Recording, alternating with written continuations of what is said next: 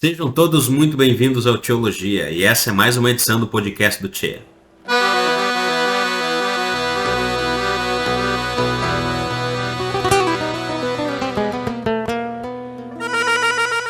Na edição de hoje, o nosso convidado é o pastor Adelmo Linhares. O pastor Adelmo, ele é pastor da Primeira Igreja Batista de Cascavel, ele é o missionário fundador dessa mesma igreja e ele também é formado em teologia. O pastor Adelmo vai conversar conosco sobre os falsos mestres do século XXI. Nós vamos conversar hoje sobre como identificá-los, vamos conversar sobre como nós podemos identificar a mensagem sorrateira às quais eles pregam. Vamos falar sobre a importância de nos protegermos deles. Vamos falar também sobre a importância de estarmos preparados para este perigo que sempre assolou a igreja de Jesus Cristo, os falsos mestres, ok? Então, após a vinheta, eu e o pastor Adelmo vamos conversar sobre esse assunto importantíssimo para as nossas igrejas locais, tá bom? Mas antes de irmos para o nosso vídeo, eu gostaria de incentivar você a se inscrever no nosso canal, ativar as notificações, a compartilhar com o máximo de pessoas possível e também a comentar sobre o que você acha desse assunto aí nos comentários, tá bom? Então, após a vinheta, eu e o pastor Adelmo Linhares vamos conversar sobre os falsos profetas do século XXI. Até daqui a pouco.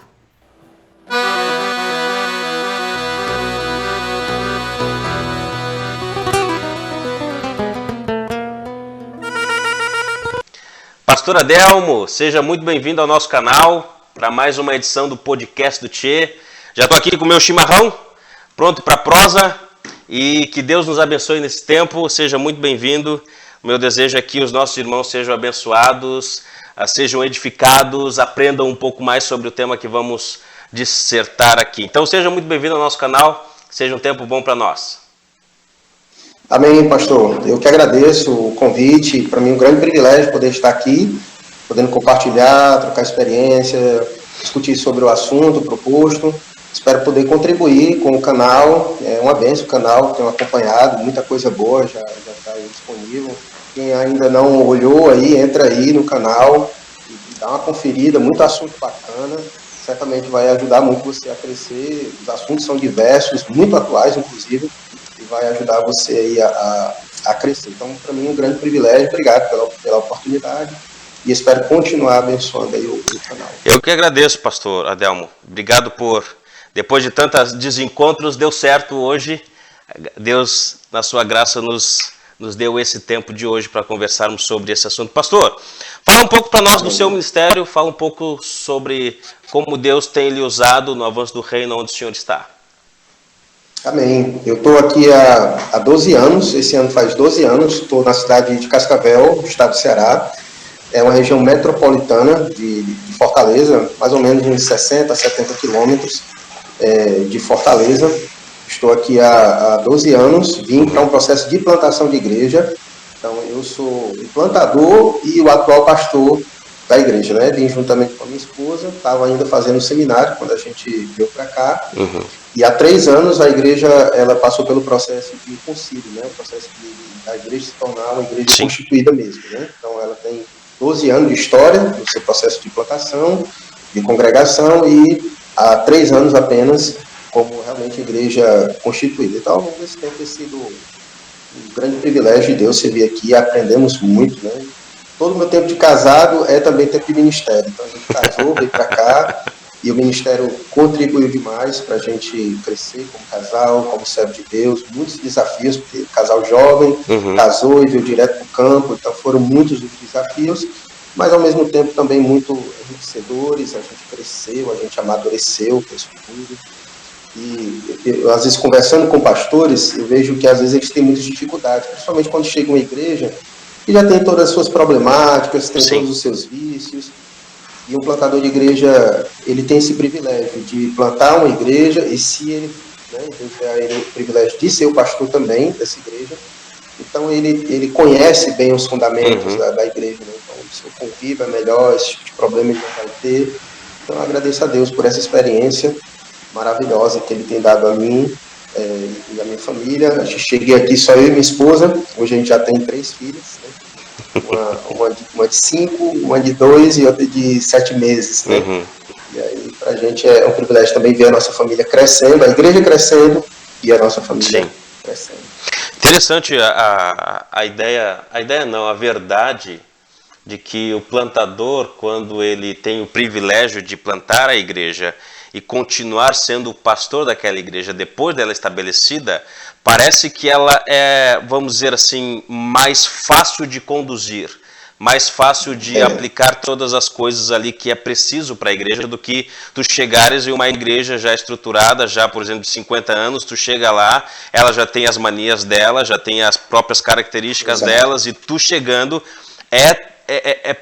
e na maioria das vezes é difícil do pastor novo chegar e moldar a igreja conforme aquilo que ele acha que deve ser. Eu já ouvi, tu já deve ter ouvido também, de que alguns pastores já se frustraram por causa disso, chegaram no ministério, entraram na igreja, mas eles não conseguiram se alinhar com a igreja e acabaram indo para um outro ministério ou para outro tipo de trabalho.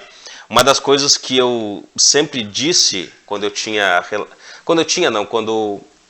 eu havia oportunidade de falar com alguém que estava no seminário, depois que eu saí e tal, trabalhando, eu dizia para eles, rapaz, é melhor você ir para um trabalho que está começando, você ajudar a fundar, do que você esperar 5, 10 anos até que o seu pastor se aposente e você tome a posse da igreja, porque vai ser mais difícil. Então é mais fácil você ir para ganhar experiência na prática, ajudando uma fundação de igreja, do que você esperar para ir para uma igreja já estruturada. Então essa perspectiva, eu acho que é uma perspectiva sadia de termos, de começarmos uma igreja e, se Deus nos der o privilégio de continuar com ela, mesmo que talvez por pouco tempo, mas do que a gente esperar um bom tempo para ser pastor de uma igreja já estruturada, grande, com... É isso. Eu digo até de encorajamento, porque a gente, quando está no seminário, né, geralmente o seminarista quer chegar realmente numa igreja já estruturada, a gente vem de uma igreja estruturada, né, e entra no seminário, então você já tem todo aquele corpo de estrutura de igreja para lhe dar suporte, e a gente muitas vezes espera reproduzir isso no início do ministério. Seria mais cômodo, né, você chegar na igreja, ter toda a estrutura... Sim.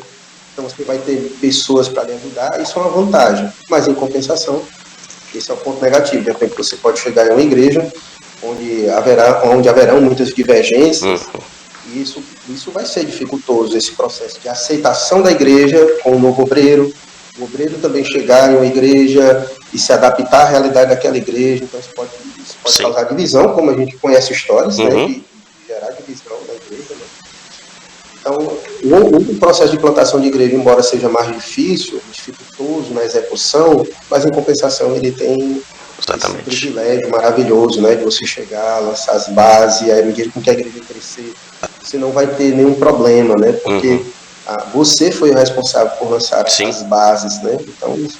Exatamente, se der certo, você vai ser, vamos dizer assim, vai ser reconhecido pelo um trabalho que Deus lhe proporcionou fazer bem feito. De outra sorte, se o trabalho for mal, você vai ser responsável pela... Então, pensando um pouco nisso, pastor, sobre líderes, sobre pastores, sobre pessoas, homens querendo o ministério. O assunto que nós vamos tratar aqui é sobre falsos mestres. E mais especificamente, falsos mestres da nossa época, do século XXI. Então a gente vê uma certa, vamos dizer assim, um grande levante de vários tipos de ataques contra a igreja, isso vindo de fora, ideologias seculares, o avanço da tecnologia vindo e trazendo um pouco de vamos dizer assim, perigo para dentro da igreja. E ao olhar esses perigos que vêm fora da igreja, eu particularmente vejo que, de alguma maneira, a igreja tem esquecido um pouco o perigo que há em pessoas se levantando no meio da igreja, começando a ser líder ou galgar a liderança, e dali a um pouco desvirtuar, tanto na sua mente como na sua teologia, e acaba desvirtuando a igreja. Na sua perspectiva, diante desse vasto perigos que vem chegando contra a igreja, o senhor acha que o perigo do falso mestre, daquele homem que, como Paulo diz, que se vão surgindo do meio da igreja, ele ainda está em vigor, vamos dizer assim? Esse perigo ainda é algo que deveríamos pensar e refletir e até mesmo tomar cuidado e avisar os nossos irmãos acerca desse perigo? Ok, eu acredito nisso sim, piamente, que devemos ainda ter esses cuidados. Essa questão dos falsos mestres, ela não é coisa atual. Eu sei que a gente sempre fala, né, a gente sempre escuta pessoas falando sobre os perigos, né?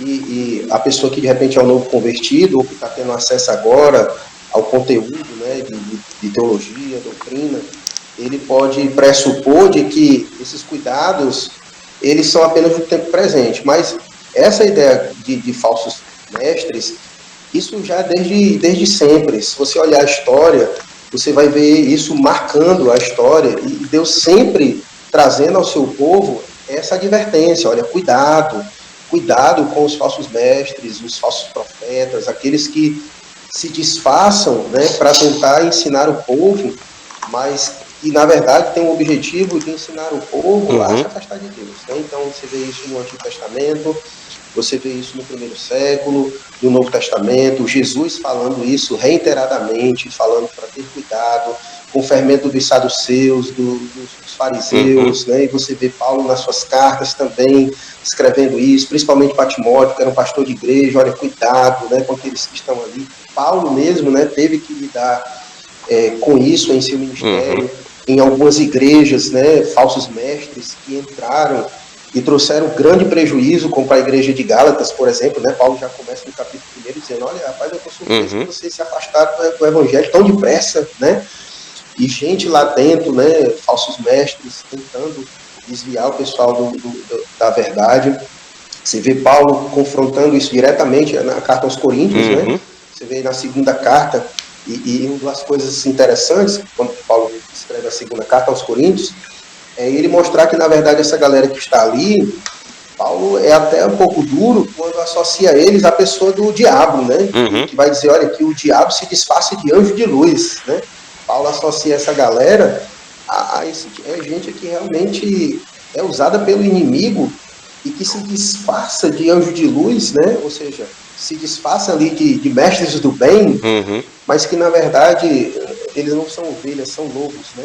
Estão ali, na verdade, para devorar o rebanho, e de fato esses são os piores, porque eles têm contato com o rebanho, estão dentro, né? Quando o perigo é externo, fica mais fácil você ter essa visibilidade. E a advertência, tanto de Paulo quanto os outros escritos bíblicos, é exatamente esse perigo com aqueles que estão dentro. Porque aqueles que estão dentro, eles têm a capacidade de se disfarçar, né? E como Paulo vai dizer, o maligno se disfarça de anjo de luz, né? Então, esse é o grande perigo, né? Porque essa galera nem sempre surge com aquela aparência grotesca, né? Assim, que de imediato você já identifica. Então, muitas vezes a tentativa é realmente se disfarçar, e não há um lugar melhor para se disfarçar do que estar no meio do rebanho, né? Do que estar no meio do rebanho. Então, eu acredito que o século XXI ainda é marcado por essa postura, pelos falsos mestres que estão inseridos dentro das igrejas, dentro do contexto, para enganar o povo, né? Muitos estão dentro e na caminhada se desviaram, aqui no sentido da palavra de desviar de doutrina, né? E começam a ensinar coisas que afastam as pessoas do evangelho, e outras eu acredito que já entraram mesmo com esse objetivo, né? Entraram realmente com esse objetivo de entrar ali mesmo para fazer esse objetivo, né? Usar o cristianismo como um meio para ganhar alguma coisa, né? Que é uma das coisas que eu acredito que a gente vai falar, que uma das intenções dos falsos mestres não é a glória de Deus, é se promover, é lucrar em cima disso. Então, o século XXI, principalmente aqui no Brasil, aqui trazendo para a nossa realidade, o cristianismo tomou uma proporção muito grande. Se falasse há 20 anos atrás que o protestantismo iria ocupar esse lugar, hoje que ocupa, ninguém iria acreditar, né? Para você ter uma ideia, a música hoje gospel, ela só perde para o sertanejo. né? Ou seja, o negócio cresceu, virou mercado, né? E a partir do momento que o pessoal viu que o protestantismo, né, o cristianismo, de certa forma, tomou essa proporção maior, aí você vê até candidatos aí que usam o jargão de crente para ter voto, né? Então o negócio assim realmente tá grotesco, né? Com o século XXI. E aqui no Brasil está sendo marcado pelos falsos mestres. Pastor, agora lembrando de uma reportagem que houve agora, que foi até ao ar, que rodou nas mídias sociais, falando agora, ouvindo o senhor falar e era até uma advogada que estava falando que precisavam se colocar e ir para a igreja e tentar ensinar as crianças e tal. Ensinar as crianças, exatamente. É claro, ela de alguma maneira estava incentivando aqueles que são simpatizantes com a forma dela pensar exatamente isso, a entrar dentro da igreja e ensinar as crianças coisas que a Bíblia não diz. Então, por que é importante? Exatamente. Por que é importante e nós falarmos e alertarmos a igreja sobre essas pessoas que querem desvirtuar a igreja? Eu sei que às vezes as pessoas entram na igreja com as melhores das intenções, diferente dessa advogada, né? Mas em algum momento da caminhada parece que se perdem.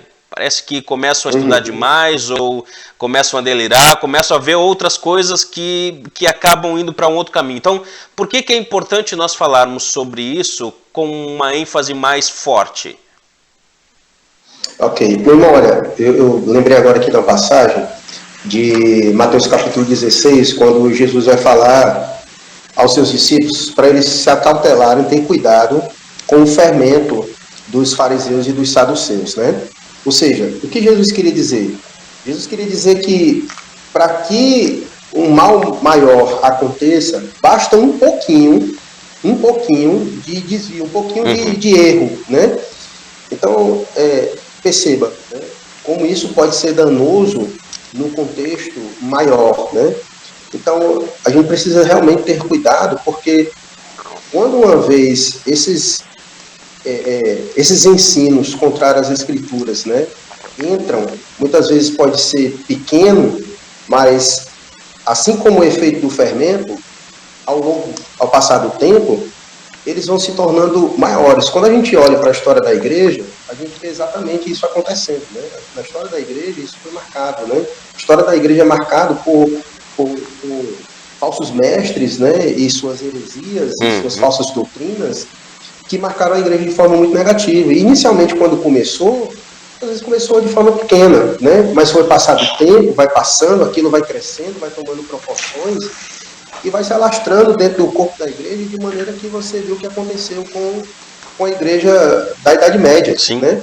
A igreja praticamente se perdeu e foi preciso uma reforma protestante para que ela pudesse retomar ao seu lugar. Né? Então você percebe como uma coisa que muitas vezes começa e quando não é tratado, isso vai tomando proporções, vai crescendo e vai causando um dano gigantesco dentro do contexto de igreja, né? Então a gente precisa estar muito atento, porque os fariseus, no contexto ali da palavra de Jesus, eles são os legalistas, eram aqueles que acrescentavam.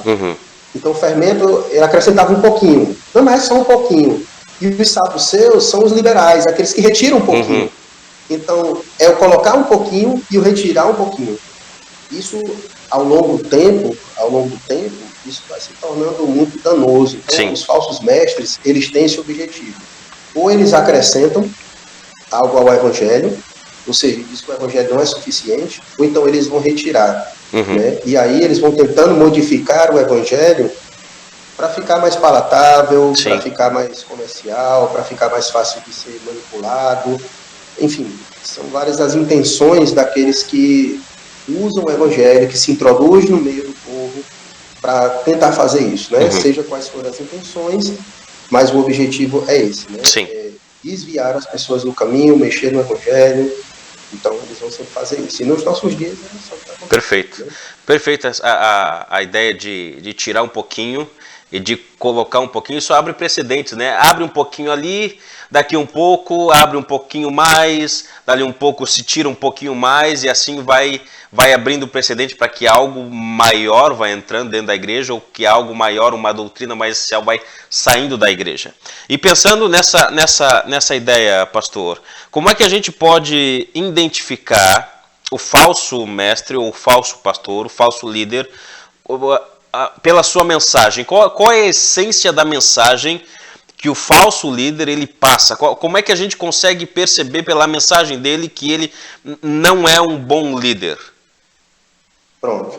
Aqui a gente já deixou algumas pistas, né? Exatamente falando sobre essa ideia de acrescentar, essa ideia de retirar, né? Então, o falso mestre, ele não é fiel ao evangelho, né? Ele não tem como propósito uma fidelidade aos evangelhos. Por isso que os escritos bíblicos traz sempre essa recomendação da gente analisar. João vai dizer na sua primeira carta, né, 1 João capítulo 4, ele vai dizer, olha, examinar os espíritos para ver se procede de Deus, né? Como é que a gente examina? Né? Então a gente precisa averiguar tudo aquilo que esses homens estão dizendo, né, para ver se tem alguma conformidade com as escrituras. E o falso mestre, ele é identificado por isso, a sua imprecisão com a verdade das escrituras. Ou eles acrescentam, ou eles subtraem. Né? E fica claro também na sua postura. Esses homens não têm como objetivo a glória de Deus. Aquela ideia de que convém que eu diminua para que o Senhor cresça, com esses homens a coisa é outra coisa. Né?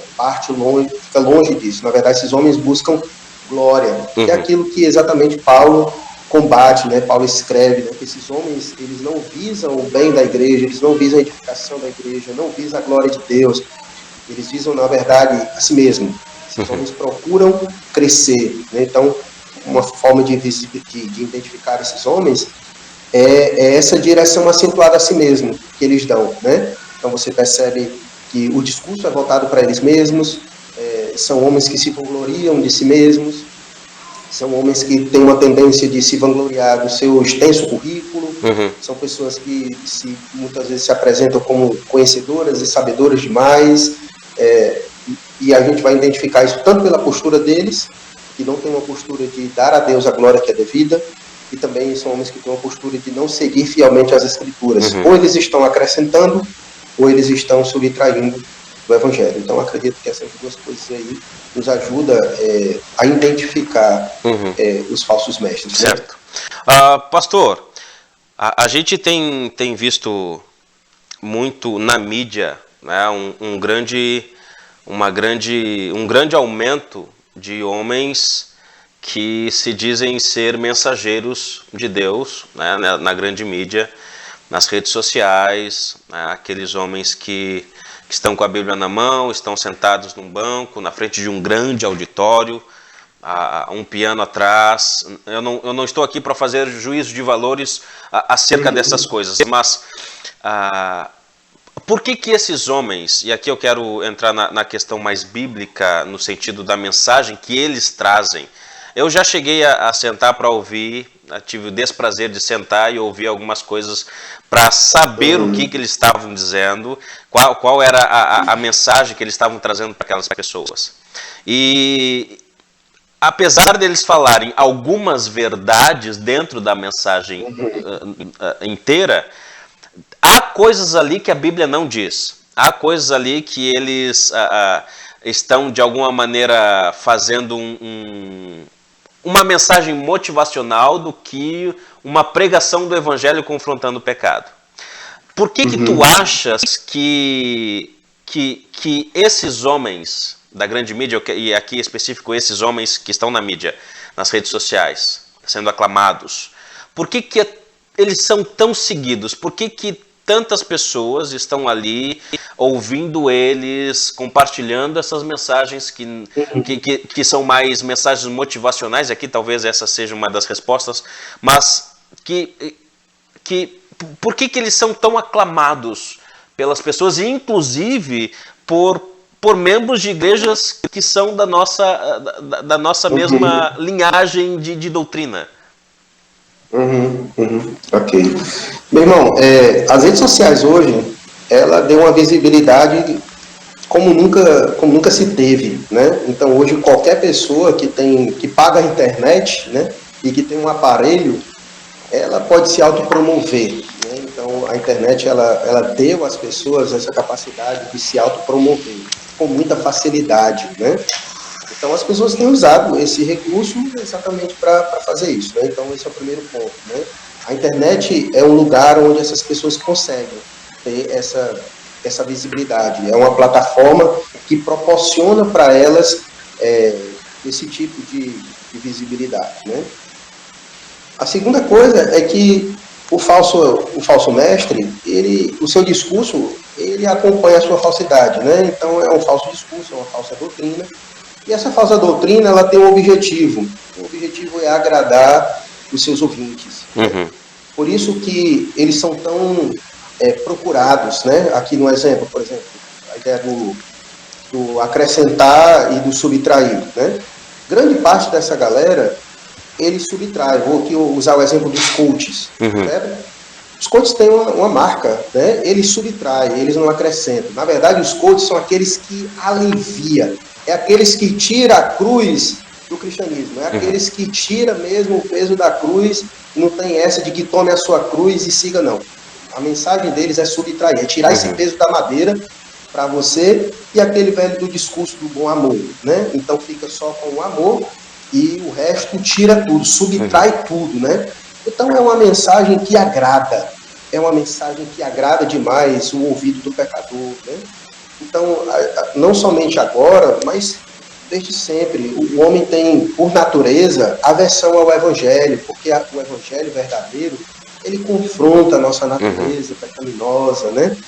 E o ser humano, ele, por natureza, ele tem resistência ao evangelho. Então, esses homens, eles acabam fazendo todas essas modificações, ou acrescentando, subtraindo, no caso, estou citando aqueles que subtraem, com o objetivo de tornar o evangelho mais palatável. Então, até o descrente gosta de ouvir eles, diz, olha, eu gosto de ouvir esse pregador, porque ele prega de uma maneira que me faz sentir bem. Olha, isso aí que já é um problema, né? Porque, na verdade, um pecador que é descrente, que ouve a mensagem do evangelho, no primeiro momento ele não se sente bem, no primeiro momento ele se sente confrontado. Porque a primeira mensagem que um pregador fiel às escrituras direciona a um descrente é arrependei-vos, porque a mensagem de Deus a um descrente é essa, começa pelo confronto, pelo arrependimento, né? Quando você vai ver como é que Paulo apresenta a carta aos Romanos, ele primeiro começa mostrando o pecado, mostrando quem nós somos, e depois é que ele apresenta a justificação na pessoa de Cristo, né? Então essa galera, eles fazem exatamente o contrário, não fala sobre pecado, não fala sobre juízo de Deus, não fala sobre condenação. Então, eles subtraem, eles apenas apresentam aquilo do evangelho, que são aquelas partes mais suaves, aquelas partes que são mais doces, aquelas partes que não têm confronto. Então, eu penso que essa é a razão principal pela qual muitas pessoas procuram eles. E, tristemente, crentes gostam exatamente de procurar essa galera porque gostam de ter o seu ego amaciado, gostam de ouvir esse tipo de mensagem também. Infelizmente, as redes sociais oferecem uma espécie de fast food para as pessoas, né? Elas saem caçando as mensagens que sejam mais agradáveis para elas, de acordo com os seus dilemas, os seus problemas. E aí ela acaba se engodando muitas vezes nesse tipo de cai nesses falsos mestres, porque perceba, falsos mestres, eles têm uma oratória muito boa. Sim. É uma galera que é uma galera que é boa, é uma galera que fala bem, é uma galera que sabe usar bem as palavras. É uma galera que mexe no emocional, e como a gente está vivendo no século XXI, uma das características do século XXI é essa questão emocional. Né? Hoje, há um tempo atrás, a teologia da prosperidade, ela tinha uma ênfase muito grande, porque as pessoas elas tinham uma preocupação com as questões econômicas. Mas no presente momento estamos preocupados com as questões econômicas, mas hoje a questão é emocional. Tanto é que hoje as doenças psicossomáticas, elas cresceram assustadoramente. Sim. Hoje de 10 pessoas, 7 estão com ansiedade e com depressão, tá entendendo? Então, as questões emocionais hoje elas estão em uma visibilidade muito grande, e a pandemia, ela tornou isso ainda mais agudo, né? Então, esses mensageiros, eles perceberam o cenário, Eles perceberam o cenário. Os falsos mestres, eles são pessoas inteligentes. Eles percebem o cenário, eles percebem as necessidades das pessoas e eles manipulam a mensagem para que fique o mais palatável possível, o mais conquistadora possível, o mais irresistível possível. Então, são pessoas assim, que são espertas, inteligentes, elas observam, se introduzem no meio, se camuflam ali e falam exatamente aquilo que o povo quer ouvir. É como diz as Escrituras, como Paulo disse nas Escrituras, olha, vai chegar tempo que o pessoal não quer ouvir essa doutrina, não. Exatamente. E esse tempo já chegou há muito tempo, né? Eles querem, na verdade, ouvir aquilo que lhe convém, e essa é a responsabilidade dos falsos mestres, né? Essa é a responsabilidade deles, falar exatamente o que o povo quer ouvir, né? Por isso que eles são bastante procurados, bastante aceitos, né? Então, essa é uma das razões que eu acredito que eles são bastante procurados. Eu fico chocado quando eu vejo, às vezes, canais de homens sérios que pregam as escrituras com fidelidade. Às vezes tem poucas pessoas inscritas, e às vezes eu vejo o canal desses caras, assim, milhares de seguidores, entendeu? Aí você fica pensando, o que está acontecendo, né? É exatamente isso que está acontecendo, né? As pessoas não têm interesse com essa doutrina, com a verdade do Evangelho, né? Então elas procuram exatamente esse tipo de gente e vai pregar aquilo que elas gostam de ouvir, né? Então por isso que essa seria uma das respostas. Pastor, como é que a gente poderia, de alguma maneira, proteger as nossas ovelhas, as nossas igrejas desses homens? Okay. Quais as armas, quais as ferramentas a gente pode usar para proteger, para barrar o máximo que podemos esses homens maus? Ok. Primeiro, meu irmão, é denunciando, né? A gente precisa denunciar. Jesus, quando diz, olha, acautelai-vos do fermento dos fariseus e dos saduceus, ele está apontando, cuidado com esse grupo, né? E a gente vai vendo isso acontecendo nas escrituras demais, né? Isso é apontar. E a gente precisa fazer isso, né? Só que até para fazer isso nos nossos dias é difícil, porque hoje a gente vive debaixo da pressão do politicamente correto. E que se você falar um negócio desse, vai surgir logo um batalhão de gente dizendo não julgueis, né? Não julgueis, né? Com base em que a gente não sabe, mas as escrituras nos mandam julgar corretamente, né? O que a Bíblia condena é o julgamento hipócrita, né? Mas o julgamento, para que eu possa fazer o que as escrituras dizem, né? Para que eu possa identificar os espíritos, eu preciso julgar, né? Eu preciso julgar. Então, para que eu possa reconhecer um falso profeta, um falso mestre, eu tenho que julgar. Só que eu não faço esse julgamento com base nas minhas próprias pressuposições. Eu faço esse julgamento com base nas escrituras, porque ela é a regra de fé, de conduta, prática, né? Ela é o corpo doutrinário que a gente tem.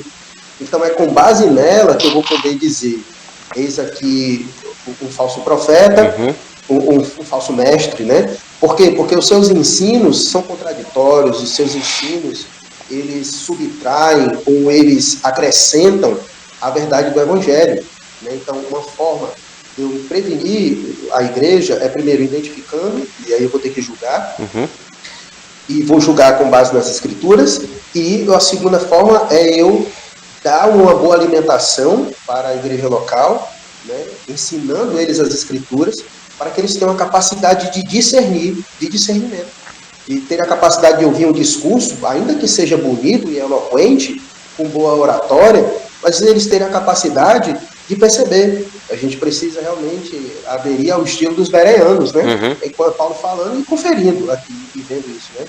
Então, muita gente hoje é enganada, e essa galera consegue arrebanhar muita gente, é exatamente por causa da falta de conhecimento. Que aquilo que Oséias já orientava já há muito tempo. Né? O povo perece por falta de conhecimento. E aí é exatamente isso que acontece. Né? A falta de conhecimento bíblico faz com que as pessoas sejam enganadas por qualquer vento de doutrina, por qualquer discursozinho bonito, barato, o povo é iludido, né? E aí, uma forma que eu penso que ajudaria muito a igreja a se prevenir, a ela ter um púlpito sadio, primeiramente, né?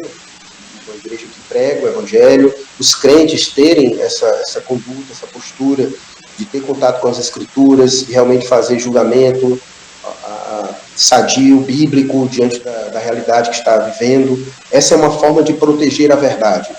Quando a gente vê as Escrituras nos ensinando sobre isso, não somente devemos ter uma atitude passiva de evitar esse tipo de contato, mas também as Escrituras nos ensinam uma atitude ativa diante disso. Eu preciso denunciar, eu preciso chegar junto, apresentar a verdade, que é aquilo que Paulo vai dizer também nas Escrituras. Olha, eu preciso calar aqueles que contradizem a verdade. Exatamente. Então, vai requerer de mim tanto uma postura passiva, mas também ativa. E eu sei que quando a gente for ter atitude ativa, muito provavelmente vai ter atrito, vai ter conflito, né? Como a gente já viu, né, muitos desses falsos mestres dos nossos dias, quando foram confrontados, eles reagem, né? Tem reações, a gente já viu em vários debates nas redes sociais, né? Várias brigas de gente aí que bate de frente com essa galera, e é uma galera que rebate para cá e fica aqui aqueles que defendem, aqueles que não defendem. Então eu penso que essa é uma forma que a gente tem de denunciar, né, esses falsos mestres. Deve ser denunciado mesmo, com o objetivo de proteger o rebanho. Eu aqui na minha igreja, eu não tenho nenhuma dificuldade no púlpito dizer, olha, cuidado com fulano, cuidado com ciclano, cuidado com esse aqui é falso profeta, que está ensinando coisa errada, está ensinando isso aqui, as Escrituras dizem isso aqui, e a gente vai fazer isso aqui, uma forma de proteger o rebanho. Eu acho que é bom dar os nomes aos bois, né?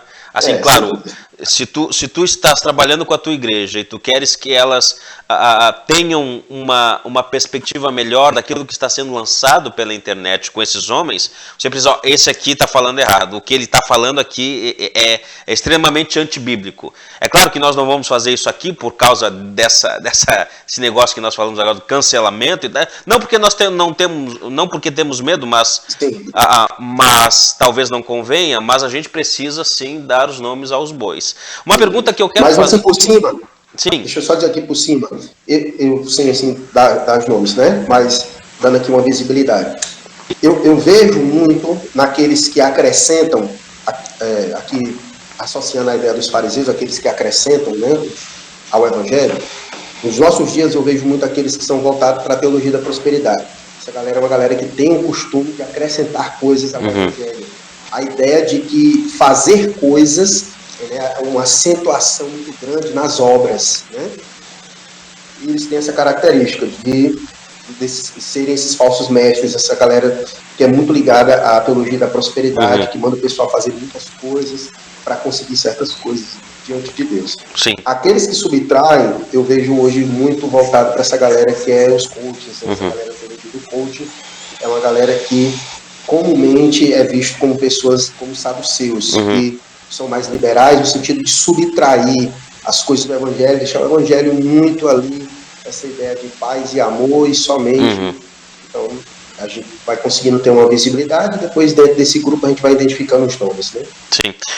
E até uma pergunta que eu queria fazer dentro desse teu argumento. Antigamente, né, talvez talvez 10, 20 anos atrás, havia aqueles da teologia da prosperidade, teologia da libertação, todas essas coisas.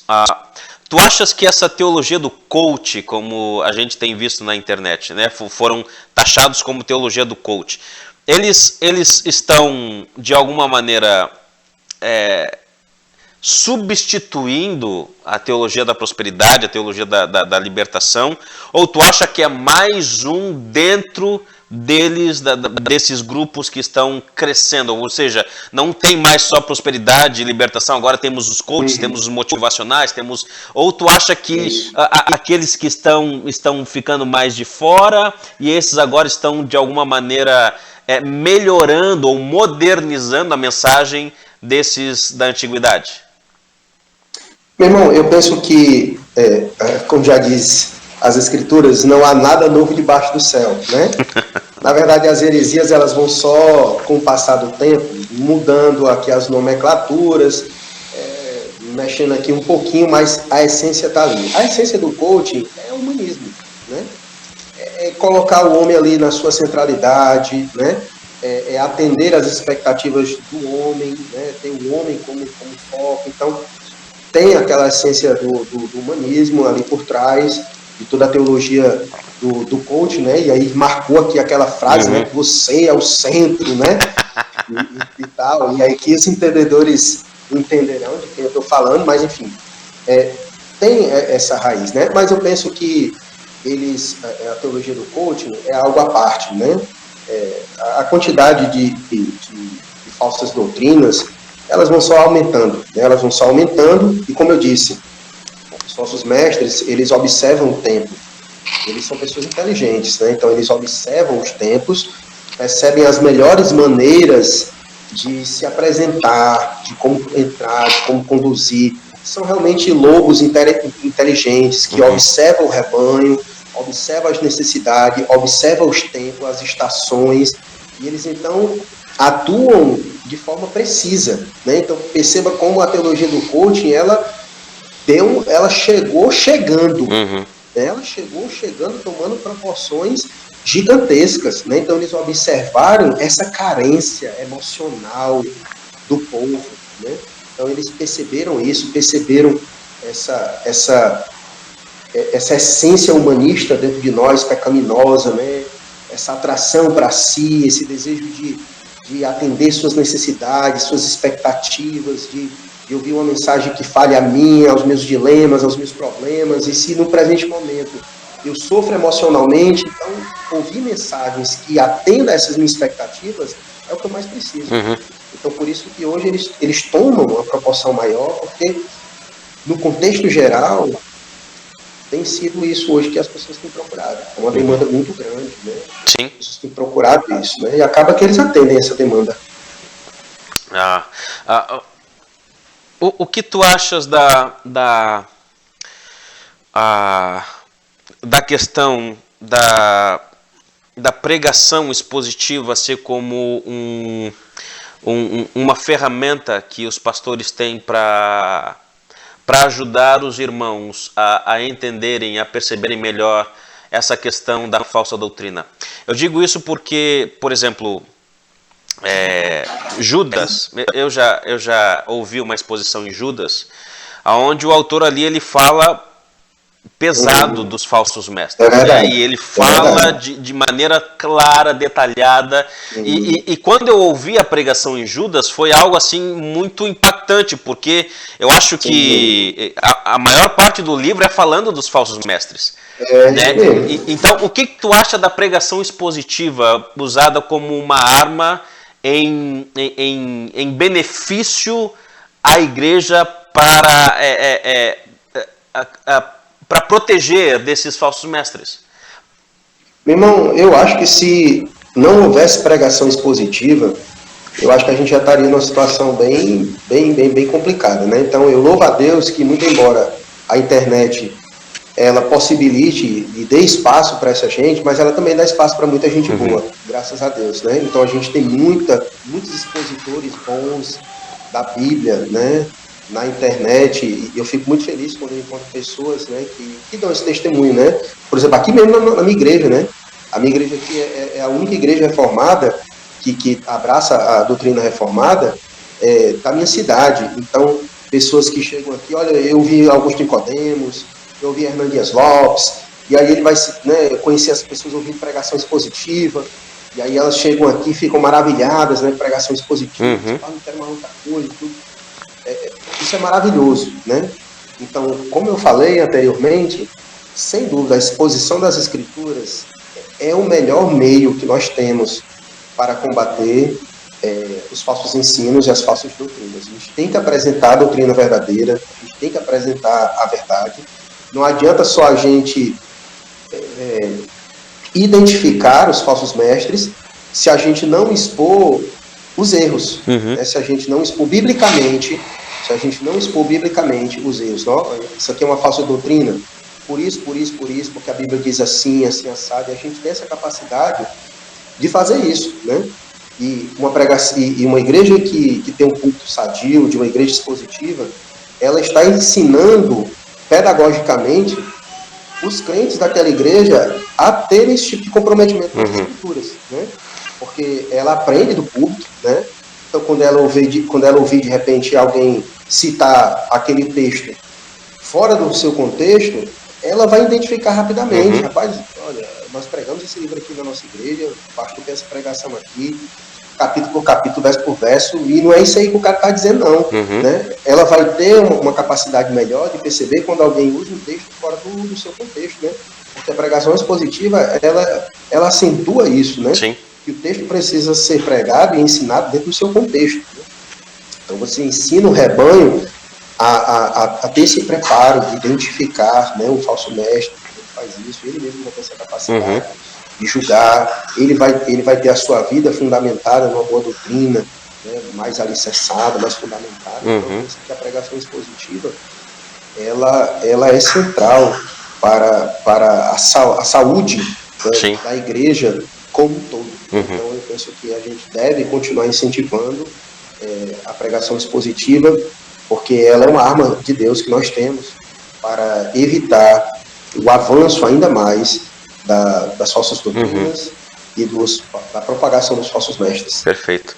E até aqui, quando eu citei Judas, parece-me que há uma urgência ali dele informar, ensinar o povo dele sobre os falsos mestres.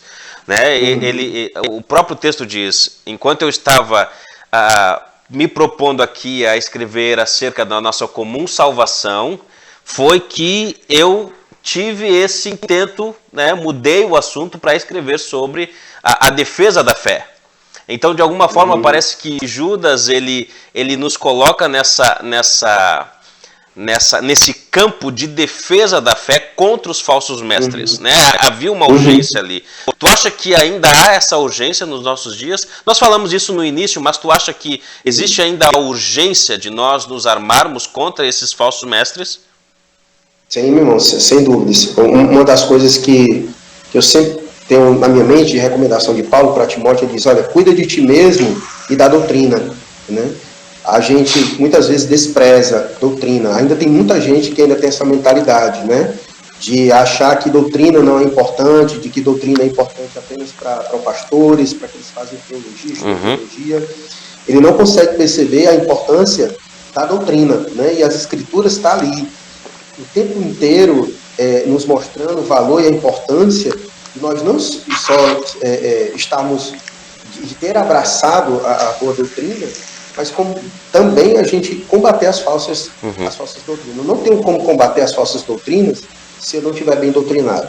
Se eu não estiver bem doutrinado. Né? Então, a melhor forma de eu me prevenir contra os falsos ensinos é eu estar bem doutrinado. Sim. Então, se a gente deseja que a igreja continue crescendo de forma saudável, se a gente deseja ver a igreja brasileira sem muitos prejuízos, a gente precisa focar muito bem, porque a quantidade de falsos mestres são muitos e estão crescendo cada vez mais, e hoje tem espaço, visibilidade muito grande nas mídias, nas redes sociais, são pessoas que hoje publicam seus livros também, então o acesso, né, ao conteúdo dessa gente é hoje muito fácil, né, e muita gente tem tido acesso a essa literatura deles, então eu penso que hoje requer uma urgência de nós, sim, de nós estarmos em prontidão, combatendo as falsas doutrinas, apontando os falsos mestres, com o objetivo de nós estarmos ali protegendo a verdade de Deus, o rebanho de Deus e a glória de Deus acima de tudo. Perfeito. Pastor, nós falamos um pouco sobre isso no início, mas tu achas que a internet e a pandemia, elas impulsionaram e revelaram esses homens que tentam ensinar as coisas que não são bíblicas? O senhor acha que esses falsos líderes, os falsos pregadores, eles usaram como escada para se promoverem a pandemia e com isso a internet? Acho que sim, com certeza. Todo mundo ficou em casa, né? Todo mundo ficou preso dentro de casa e a internet praticamente foi o único recurso que a gente tinha naquele momento para se ver fora. Então era um paradoxo, né? A gente estava dentro de casa e tentando estar fora ao mesmo tempo, e a internet era o meio que a gente tinha para isso. Né? Então a gente passou a ser consumidores ainda maiores da internet. Então essa galera percebeu isso, né? Essa galera percebeu isso, eles aproveitaram o momento, a circunstância de estar todo mundo ali fragilizado emocionalmente, e diga-se de passagem, estava todo mundo fragilizado emocionalmente naquele momento, então eles aproveitaram a oportunidade, né? Todo mundo em casa, com acesso, né, à internet, todo mundo ali online o tempo inteiro, né, todo mundo fragilizado com toda a situação que estava acontecendo. Então eles perceberam que ali era a oportunidade de ganhar espaço, né? E aí eles entraram, pegaram o espaço que tinha, cresceram muito, tanto a gente sabe que eles já vinham atuando antes. Sim. Mas a pandemia deu uma visibilidade para eles gigantesca, né? Exatamente pelo cenário que era propício, né? Todo mundo em casa, todo mundo com muito acesso à internet, todo mundo muito fragilizado emocionalmente. Sim. Então eram pessoas que estavam exatamente caminhando na onda, né? Então as mensagens, elas estavam voltadas exatamente para isso. Sim. Né? Então, isso fez com que mais e mais milhares de seguidores, né, acompanhassem essas pessoas. E uma vez que essas pessoas começaram a beber, que esse é um problema. Uma vez que o pessoal começa a beber, parece que é um negócio, parece droga. O camarada não consegue deixar não, meu irmão. É um negócio assim, viciante. Os caras se tornam consumidores. Sim. Parece que, assim como o cafezinho da manhã, o cara tem que tomar todo dia, senão ele fica com dor de cabeça. Aí na mesa ali do café da manhã, ele bota uma palavra motivacional dessa, que é para começar o dia bem, motivar ele, aquela coisa toda. Se tornou dependente. Sim. Né? Se tornou dependente. E aí, eu penso que só mesmo aquilo que a gente já falou anteriormente, essas pessoas serem confrontadas com a pregação expositiva, eu penso que é aí que elas começarão o processo de libertação. Perceber que, na verdade, isso tem cara de picanha, mas, na verdade, isso é só ovo frito. Né? Na verdade, isso aí é só ovo frito. Né? Isso aí não tem nada de profundidade, é só mesmo superficialidade, carcaça bonita, mas não tem substância nenhuma. Não tem. Perfeito. Não tem, né? Pastor, caminhando para o final, e eu quero que nós tentemos aqui estabelecer uma forma, e já falamos também, mas eu gostaria de enfatizar. Paulo, ele diz para Tito, na carta que ele escreve para esse rapaz, esse jovem pastor, o senhor já citou, Tito, ele foi colocado em Creta por Paulo para ajeitar as coisas, né? O que Paulo diz lá, eu te coloquei em Creta para você colocar em ordem as coisas. E ali ele diz uma série de coisas que Tito tem que fazer, estabelecer presbíteros que tenham os seus pré-requisitos bíblicos, né?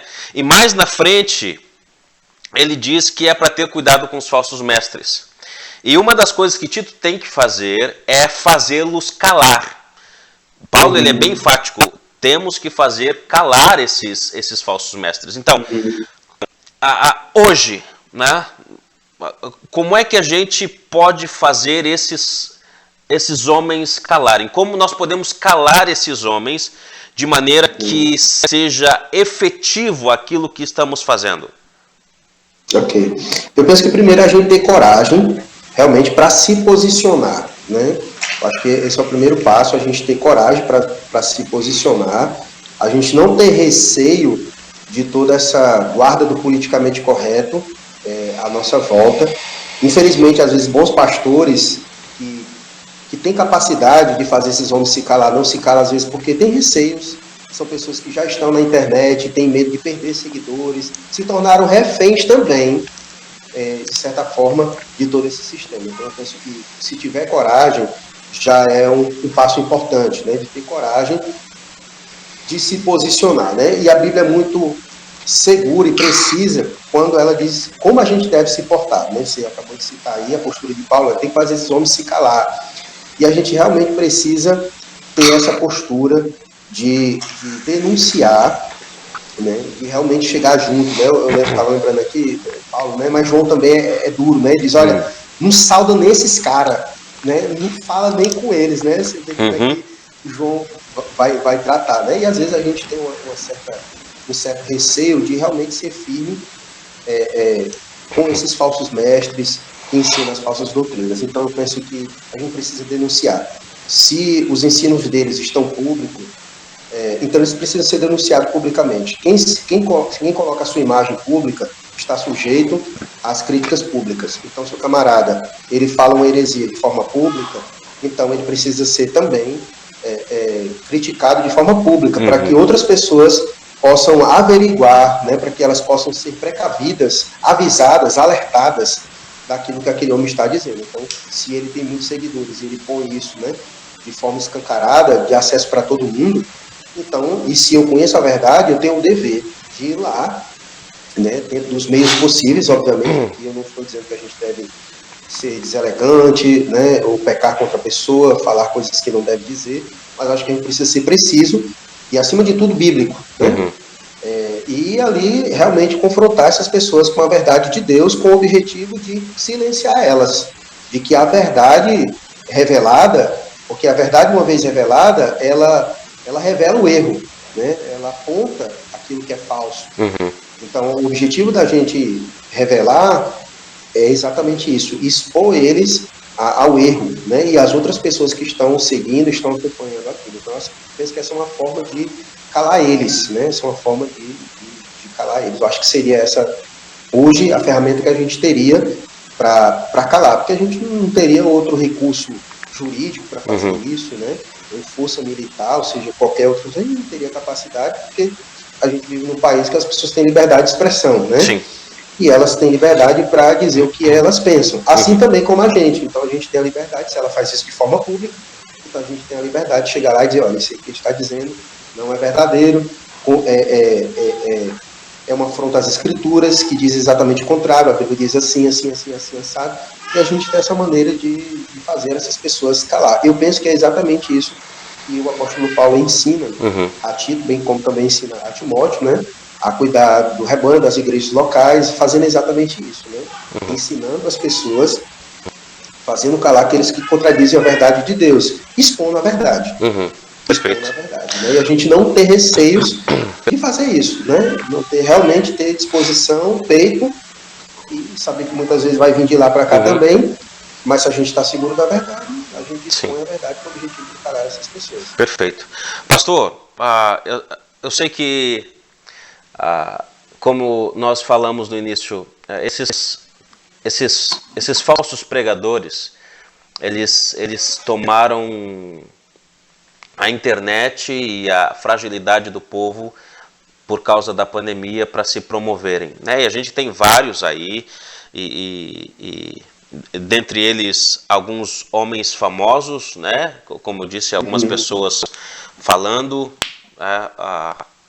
mas também há aqueles que não estão na mídia, há aqueles falsos mestres que não aparecem, aqueles falsos mestres, falsos pregadores que estão ali e abrem as suas próprias igrejas e abrem em cada esquina a sua própria igreja, porque houve alguma divisão na igreja em que ele estava, ou ele queria ser líder e nunca deram oportunidade para ele ser líder, então ele se volta contra o seu próprio líder e abre a sua própria igreja para ensinar o que ele quer. Esses também nós precisamos ter, de uma certa forma, cuidado e mostrar para o povo que não é só esses que estão na mídia, né?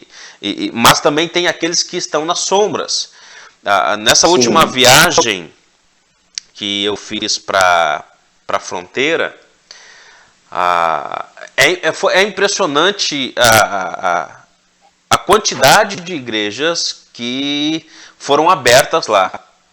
E conversando com um amigo meu, ele disse, Leandro, parece que aqui as igrejas elas se tornaram como um supermercado, né, como algo, um grande acervo de mercantis, mas só que tem nome de igreja evangélica. Então a gente precisa também falar um pouco sobre esses. Esses também estão, mesmo que não estejam na mídia, eles estão fazendo de alguma maneira algum estrago, se assim eu posso dizer, com as pessoas, ensinando errado, ensinando que a Bíblia não está falando, tentando de alguma maneira passar para as pessoas algo que Jesus não passou, que a Bíblia passou, e também entrando naquela questão de teologia da prosperidade. Tá? Eu não sei se tu queres comentar um pouco sobre isso. Tranquilo. Olha, você vai ter os falsos mestres que têm uma visibilidade maior aqui no contexto de internet, e você vai ter falsos mestres que não tiveram, né, talvez a oportunidade, até gostariam, não sei, de ter tido essa visibilidade, né? E aí eu penso que fica mais na responsabilidade de cada membro e de cada obreiro de igreja local, né? De acompanhar tudo que está acontecendo à sua volta em tempo real, né? Por exemplo, eu aqui na minha cidade, aqui existem muitas igrejas escandalosas, né? Aqui tem muitas igrejas escandalosas, gente pregando coisas absurdas, né? Então, o que eu faço? Quando chega aqui ao nosso consentimento, a gente lida com isso. Gente, olha, na nossa cidade está acontecendo isso aqui. Pregadores estão dizendo isso aqui. Né? Às vezes são pessoas que vêm refugiadas dessas igrejas, fugindo dessas igrejas, chegam, compartilham com a gente e a gente expõe isso. E a gente expõe isso sem receios, sem medo. Né? Porque estão, na nossa cidade, fazendo exatamente isso. Né? Se camuflando e ensinando coisas que não estão nas escrituras, ou acrescentando, ou subtraindo, né? E nosso dever é fazer isso não somente nas redes sociais, mas também no contexto de igreja local. Né? Então eu penso que isso não somente cabe ao pastor, mas aos membros que de repente têm ciência, às vezes tem um conhecido, tem um amigo de alguma igreja, de algum lugar, e de repente ele compartilha alguma coisa, meu pastor ensinou isso aqui, lá está sendo ensinado isso aqui. E se a pessoa perceber que são coisas que estão sendo acrescentadas ao evangelho, ou subtraídas do evangelho, ela tem essa responsabilidade para si de denunciar, dizer, olha, isso aí não está certo não, né? Isso aí não está certo não, isso aí está errado, isso não está nas escrituras, isso precisa ser combatido, né? E ela tentar ajudar essa pessoa a se livrar disso, né? Então eu penso que seria uma forma, né, da gente continuar esse combate, né, que hoje a gente lida nas redes sociais, mas também que a gente pode lidar no contexto local, né, de igreja local, onde ela está situada, ali, com as igrejas próximas na sua cidade, né, no seu bairro, enfim. Eu penso que a gente pode lidar com isso também, dessa forma. Seria um bom caminho. Né? Perfeito. Pastor, para encerrar o nosso tempo aqui, eu quero encerrar esse tempo com essa indagação que eu acho importante. Eu já ouvi pessoas falando de certos líderes, pastores, caracterizando-os como hereges, como falsos líderes, por adotarem certos comportamentos ou certas atitudes com relação a, por exemplo, a liberar um instrumento musical como percussão, ou como uma guitarra, ou um baixo, ou a adotar palmas no culto, e adotar algum tipo de práticas que não são comuns nas igrejas conservadoras, certo? Como eu disse aqui, palmas, percussão e talvez uma ênfase um pouco mais enfática nos dons, em alguns dons. Tu achas que a gente pode taxar como falso profeta, um falso pastor, alguém que pensa diferente da sua igreja, por exemplo, ou da minha igreja, por exemplo? Eu posso taxar um irmão, um pastor que adotou um carrom, uma bateria, ou um pastor que enfatiza um pouco dons do Espírito Santo, como um falso mestre, por não ser, abre aspas aqui, um conservador como nós? Ok. Bom, tem aquelas coisas que são centrais ao Evangelho, né? Que eu penso que elas são inegociáveis e ali não há o que se acrescentar e nem o que se subtrair, certo? Quando se trata de questão de liturgia, de culto, eu penso que pode haver, certo? A questão de liturgia, eu penso que pode haver uma certa sensibilidade, certo? Isso vai depender de como a pessoa vai lidar com isso. Se o camarada me considera pecaminoso, ou que eu estou pecando, pelo fato da igreja dele não ter instrumento de percussão e da minha ter, aí eu considero ele como um falso mestre. Porque ele está colocando uma condição e ele acha que é pecado eu fazer isso, né? Ou seja, isso é lei de Deus, né? Então, eu estou transgredindo o mandamento de Deus, eu estou pecando contra Deus, eu fazendo isso. Então, eu acredito que se ele tiver esse tipo de comportamento, ele se enquadra dentro desse perfil. Agora, se é uma questão apenas de liturgia, por questão de comodidade, ou por questão de denominação, né? Tudo bem, eu não tenho nenhum problema com isso, certo? Se é por questão cultural, se é de conveniência, história da igreja, fico de boa com isso, não tenho nenhum problema. Agora, se ele vai me acusar de pecado por fazer isso, aí eu penso que já é um problema, porque aí vai ser o pecado do legalismo, Sim.